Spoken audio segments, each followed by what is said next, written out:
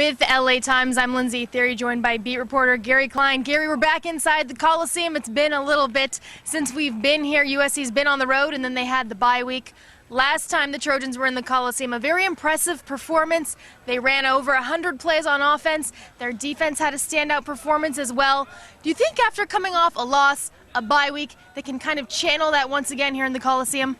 Well, they're sure hoping to. You know, the fans that came out for the opener were very curious. What kind of offense was this going to be? Steve Sarkisian had talked so much about an up-tempo pace, running a lot of plays, and they delivered in that opener against Fresno State. Since that game, it has not been that way. They're averaging up around 80 plays, but that's skewed because of the first game. So I think the fans that are here tonight for a late start are going to be really interested to see what's changed since the Boston College game.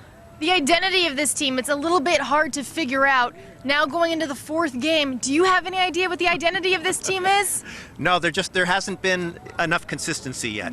I think they were given credit, and they were given good credit for winning a gritty game at Stanford, but in retrospect, when you look to see how Stanford really played and you saw those uncharacteristic mistakes they made, we just don't know what USC team is going to show up.